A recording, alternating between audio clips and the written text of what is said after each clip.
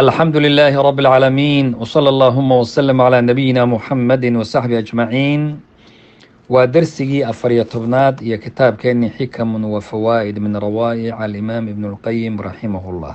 علامة قلبية من علامات أمراض القلوب عدولها عن الأغذية النافعة. وعاكمدة فوائد الشيخ سوغوريي علامات كقلبي وإنه جرين هي كتوسينيا waxaa ka mid a in uu ka leexdo mar walba waxyaabaha anfici lahaa qalbiga. alaqdiya annaafica yacni waxa fiican oo qalbigu uu cunto iyo sharaab u qaato. tusaale haddii aan soo qaadno horeyna waa u malaya miithaaline marar hore, haddaad aragta baan nidhi min calaamaadka iyo lagu garto, haddaad aragto qalbigaaga oo jecel xumaanta mathalan wuxuu jecel yahay heesaha, muusikada, qashinka, waxaa isagoo jecel haddaad aragto oo ka leexanaya qur-aankii iyo wacdigii iyo wixii fiicnaa. tusaale adigu jarab, waxaad ku jirtaa miidiyaha mathalan, markay aada hees aragto waad daartaa, laakiin markaad qur-aan aragta ama wax fiican waa dhaaftaa. haddaad aragto qalbigaaga oo sidaa u socdo oo waxaas xiiseynaya kana ka tegaya, ogow calaamad waxaad aragtay qalbigaagu inuu jiran yahay baad u jeedaa. maxaa jira? wuxuu jecel yahay wixii xumaa ee qalbiga ku jiran, wuxuu necab yahay wixii anfici lahaa. wuxuu ku sheegay sheekhu macluumada kitaabkiisii igaathatu lahfaan fi masaa'id ashaytaan. ayib, waxaa ka mid a waxyaabaha kale oo sheekhu uu xusay nafaxaad, waxyaaba ilaahay subxaanahu watacaala uu ku siiyo mararka qaarkood oo imaanaya. wuxuu yidhi sheekhu, haddaadan awoodin, idaa lam taqdir cala aljaddi fi lcamali, haddaad awoodi weydo inaad wax fiican samayso, kasal iyo wahsi iyo wax badan baa kugu jira, laakiin wixii fiicnaa u dhaqaaqi maysa. marka intaad istaagto albaabka rabbi garaac, bimacnaa ilaahay ducadiisa iyo tadaruciisa u fadhiiso. waxaa hubaal ah inaad helayso nafaxaatu rabbi.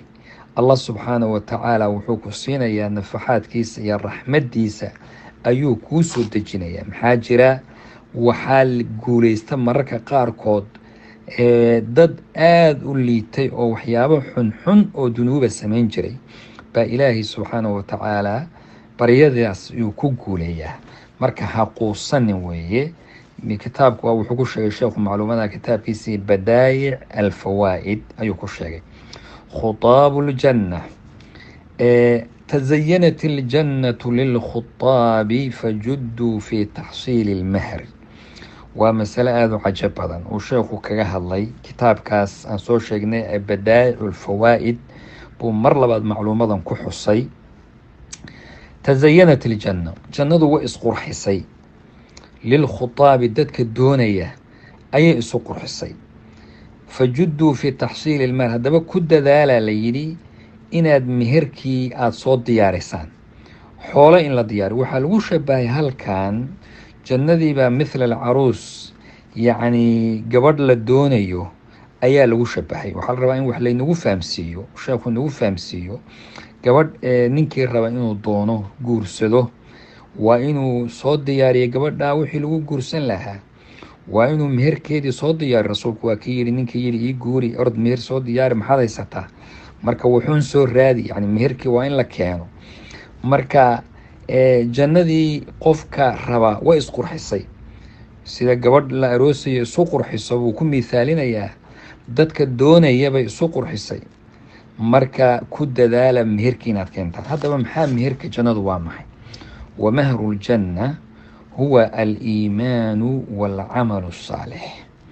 meherka jannadu lasoo diyaariyaay waa iimaan iyo camal wanaagsan. bidaliili qowlihi subxaanah ina aladiina aamanuu wacamiluu الصaalixaati kaanat lahum jannaatu lfirdowsi nusula. marka meherka jannadu waa iimaan iyo camal wanaagsan. ilaahay subxaanahu watacaala iimaan iyo camal wanaagsan hayna u arsaaqo. amaani lmafalis. wuxuu sheekhu ka hadlay macluumadaas aan hadda sheegnay, wuxuu uga hadlay kitaabkiisii badaa'ic alfawaa'id. أمان المفاليس dad waxaa jira muflis waxaa la yidhaahdaa qofka cayrta ah oo caydha iyo ama cayr waxa dhahdaba waa qof sacluuq aan waxba haysanin muflis ah oon hal shay aan ka nixin. rasuulku sal alla alay slam marbuu asxaabta weydiiyu yidhi ma taqaanaan dadka muflisiinta ah, mufliska ma taqaanaan? marka iyagu waxay u malaynayeen muflis qof cayra waxaa la yidhahdaa qof aan man laa dirhamu lahu walaa mataac, qof aan shilina haysanin gurigana wax alaaba u oolin, kaa ma aha buu rasuulku sal ly slam. waa qof la iman doona soon iyo salaad iyo sadaqa iyo waxyaabo khayraad ah, laakiin wamaca daalika wuu iman isagoo qofkan caayay, kan wax ka sheegay, kan wax ku sameeyey, kan wixiisii baa la qaybsanaya oo lala kala tegayaa. hadday intaas ku fillaan weydo dembigoodii intii lasoo qaadaa dusha looga tuurayaa, naarta lagu sii tuurayaa buu rasuulku sala allahu alay wasalam. halkan laakiin muflis kala weeyo almutamani min acjaz innaasi wa aflasihim baa la yidhaha. qofka uun wax iska jecel, waxbaad iska tamaninaysaa laakiin waxba ma samaynaysid.